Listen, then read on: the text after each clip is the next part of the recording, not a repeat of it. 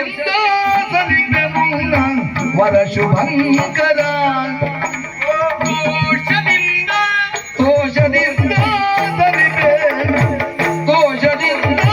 ಸಲಿಪ ಮುನ್ನ ವರ ಶುಭಂಕರ ಸಲಿಪ ವರ ಶುಭಂಕರ ನಿನ್ನ ಮಧುರ ಮನದಿರ ಸಲಿಪ ವರ ಶುಭಂಕರ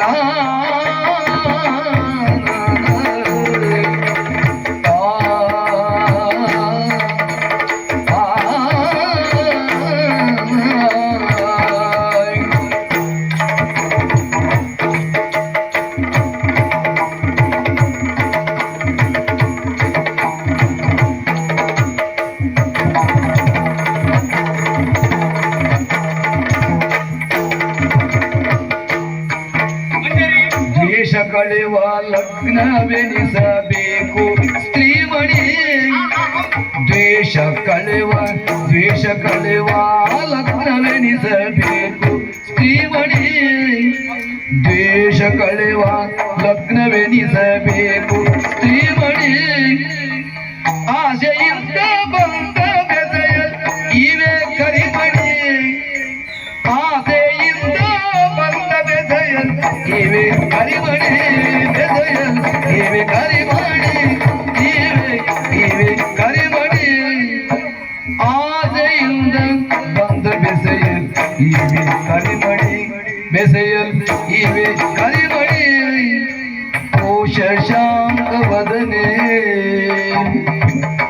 ಓ ಶಶಾಂಕ ವದನೆ ಓ ಶಶಾಂಕ ವದನೆ ನಿನ್ನ ಮಧುರ ಮನದಿರ ನಿನ್ನ ಮಧುರ ಮನದಿರ ದೋಷನಿಂದ ಸಲಿಪೆ ಮುನ್ನ ವರ ಶುಭಂಕರ ಸಲಿಪೆ ವರ ಶುಭಂಕರ ನಿನ್ನ ಮನದಿರ ಸಲಿಪೆ ವರ ಶುಭಂಕರ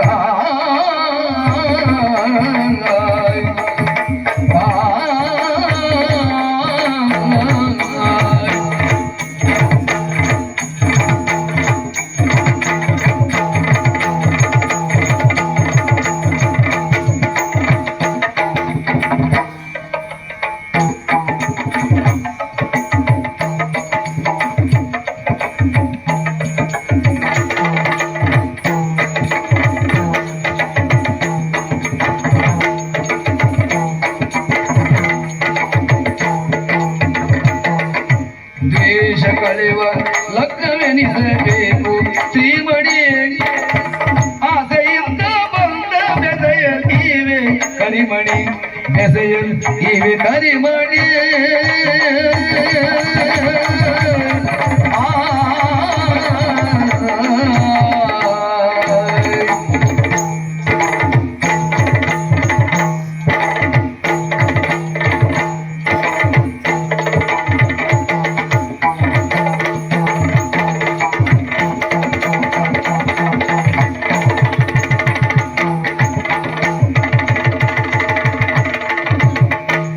ಓ ಜಜಾಂಕ ವದನೆ ನಿನ್ನ ಮಧುರ ಮನದಿರ ತೋಜನಿಂದ ಸಲಿಪೆ ಮುನ್ನ ವರ ಶುಭಂಕರ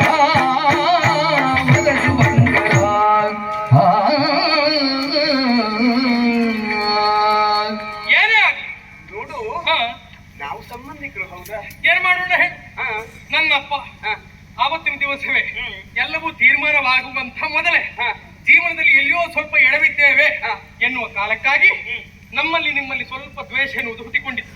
ಅದು ಹಾಗೆ ದ್ವೇಷ ಎನ್ನುವಂಥದ್ದು ದ್ವೇಷದಿಂದ ಅಳಿಸುವುದಕ್ಕಾಗದು ಅಲ್ವಾ? ಯಾರಾದ್ರೂ ಒಬ್ರು ತಣ್ಣಗಾಗಲೇಬೇಕು. ಉದಯಪುರದವರು ನಾವು ನಮ್ಮ ಜೀವನದ ಕ್ರಮವನ್ನು ಎಷ್ಟೇ ಬದಲಾಯಿಸಿಕೊಂಡ್ರು ಹುಟ್ಟಿರುವಂತ ದ್ವೇಷವನ್ನು ಮಾತ್ರ ಮರೆಸಿಕೊಳ್ಳಿಕ್ಕಾಗಲೇ ಹೋಯ್ತು ಅಲ್ವಾ? ಹಾಗಂತ ಅಪ್ಪನ ಮನಸ್ಥಿತಿಯನ್ನು ಬದಲಾಯಿಸಬೇಕು. ನಮ್ಮ ಅಪ್ಪ ಚಂದ್ರವರ್ಮ ಯಾರು ಹೇಳಿದ ಮಾತಿಗೆ ಯಾವತ್ತೂ ಅಲ್ಲ ಅಂತ ಹೇಳುವವನಲ್ಲ. ಹಾಗಂತ ನಮ್ಮ ಮದುವೆ ಅದಕ್ಕೆ ನಾಂದಿ ಆಗಲಿ. ಕಾರಣ ನಾವಿಬ್ಬರು ಪರಸ್ಪರ ಮೆಚ್ಚಿದ್ದೇವೆ, ನಾವಿಬ್ಬರು ವರಿಸುವಲ್ಲಿ ಮನ ಮಾಡಿದ್ದೇವೆ ಎನ್ನುವ ಕಾರಣಕ್ಕಾಗಿ ಇದು ಪರಿಪೂರ್ಣ ಅಂತಲ್ಲ. ನಮ್ಮ ಮನೆಯವರನ್ನ, ನಮ್ಮ ಕುಟುಂಬದವರನ್ನ, ನಮ್ಮ ಬಂಧು ಮಿತ್ರರನ್ನ ಎಲ್ಲವರನ್ನ ಬಂದುಗೂಡಿಸಿಕೊಂಡು ಅವರ ಮನಕ್ಕೆ ಹಿತ ಆಗುವ ಹಾಗೆ ಅವರನ್ನ ಒಪ್ಪಿಸಿ ನಾವು ಮದುವೆ ಆದ್ರೆ ತಪ್ಪ. ಕೇವಲ ಮದುವೆ ಎನ್ನುವಂತದ್ದು ಗಂಡು ಹೆಣ್ಣಿಗಷ್ಟೇ ಸಂಬಂಧವಲ್ಲ, ಎರಡು ಕುಟುಂಬಗಳ ಸಂಬಂಧ, ಅಲ್ವಾ? ಎರಡು ಸಮೂಹದ ಸಂಬಂಧವೂ ಆಗಬಹುದು. ಹೌದಾ? ಕೇವಲ ಎರಡು ಮನಸ್ಸು ಹೊಂದಾಣಿಕೆ ಆಗುವುದಷ್ಟೇ ಅಲ್ಲ, ಆ ಎರಡು ಮನೆಗಳು ಒಂದಾಗಬೇಕು. ಅಲ್ವಾ? ಹಾಗಾಗಿ ಈಗಾಗಲೇ ದ್ವೇಷ ಭಾವವನ್ನು ಹೊಂದಿರುವಂತಹ ನಮ್ಮಿಬ್ಬರಲ್ಲಿ, ನಮ್ಮಿರುವರ ಮನೆಗಳಲ್ಲಿ ಆ ಸಂಬಂಧ ಎನ್ನುವಂಥದ್ದು ಮತ್ತೆ ಗಟ್ಟಿಯಾಗಬೇಕು. ಮತ್ತೆ ನಾನು ಎಲ್ಲಿವರೆಗೆ ತೀರ್ಮಾನ ಮಾಡಿದ್ದೇನೆ ಗೊತ್ತಾ? ಹಾ. ಎಲ್ಲಿಯಾದ್ರೂ ಮನೆಯವರು ಎಲ್ಲಿಯಾದ್ರೂ ಒಪ್ಪಲಿಲ್ಲ, ಹಾ. ಹಳೆ ದ್ವೇಷವನ್ನೇ ಇಟ್ಟುಕೊಂಡು ಮುನ್ನಡಿತಾರೆ ಅಂತಾರೆ, ಹಾ. ಅವರು ಲೆಕ್ಕಿಸುವುದಿಲ್ಲ. ಎಷ್ಟಾದ್ರೂ ಅಲ್ಲಿ ಯುವರಾಜರಲ್ವಾ, ನಿನ್ನನ್ನು ಮದುವೆ ಆಗೇ ಆಗ್ತೇನೆ, ಮತ್ತೆ ಬೇಕಿದ್ರೆ ದ್ವೇಷ ಬೆಳ್ಕೊಂಡು ಹೋಗು. ಚೆ ಹಾಗೆ ಹೇಳ್ಬಾರ್ದು ನೀನು. ಹಾ. ಯಾಕೆ ಗೊತ್ತಾ? ಯಾಕೆ? ಯಾವಾಗಲೂ ನಾವು ಮಾಡುವಂತಹ ಕಾರ್ಯ ಹಾ. ಮಂಗಲಪ್ರದ ಹಾ. ಅಂತ ಹೇಳಿದ್ರೆ ಏನದು? ಹಾ. ಲೋಕಕ್ಕಷ್ಟೇ ಅಲ್ಲ, ನಮಗಷ್ಟೇ ಅಲ್ಲ, ಲೋಕಕ್ಕೂ ಆಗ್ಬೇಕು, ನಮ್ಮವರಿಗೂ ಆಗ್ಬೇಕು. ಹಾ, ಹಾ, ಹಾ. ಅದಕ್ಕೆ ಇದು ನಾನು. ನಿನ್ನ ಮಾತು ಹೌದು. ನೀನು ಯಾವಾಗ್ಲೂ ನನ್ನನ್ನು ಎಚ್ಚರಿಸ್ತಾ ಇರುವುದು, ಅವಸರದ ನಿರ್ಣಯ ಯಾವತ್ತಿಗೂ ಸರಿಯಲ್ಲ. ಬಂದಿರುವಂತ ಕಷ್ಟಗಳನ್ನು ನಾವು ದೂರಪಡಿಸಿಕೊಳ್ಳಬೇಕು ಅಂತಾದ್ರೆ ನಾವು ಆಲೋಚನೆ ಮಾಡಿ ವ್ಯವಹರಿಸಬೇಕು. ಹೌದು. ಎಲ್ಲಾ ಸಂದರ್ಭದಲ್ಲೂ ಆಲೋಚನೆಗೆ ಇಳಿಬಾರದು. ಒಬ್ಬ ವ್ಯಕ್ತಿ ಕಷ್ಟದಲ್ಲಿದ್ದಾನೆ ಅಂತಾದ್ರೆ ಅವನ ಕಷ್ಟವನ್ನ ತೀರಿಸುವಲ್ಲಿ ನಾವು ಯಾವ ಆಲೋಚನೆ ಇಲ್ಲದೆ ಮುಂದಾಗಿ ವ್ಯವಹರಿಸಿ ಅವನ ಕಷ್ಟಕ್ಕೆ ನಾವು ಸ್ಪಂದಿಸಿ ಅವನ ಕಷ್ಟವನ್ನು ದೂರಪಡಿಸಿದಾಗ ಮಾತ್ರ ಮನುಷ್ಯತ್ವಕ್ಕೆ ಒಂದು ಬೆಲೆ ಅಂತ ನೀನು ಹೇಳ್ತಾ ಇರುವುದು. ನಾನು ಅದಕ್ಕೆ ಹೇಳಿದ್ದು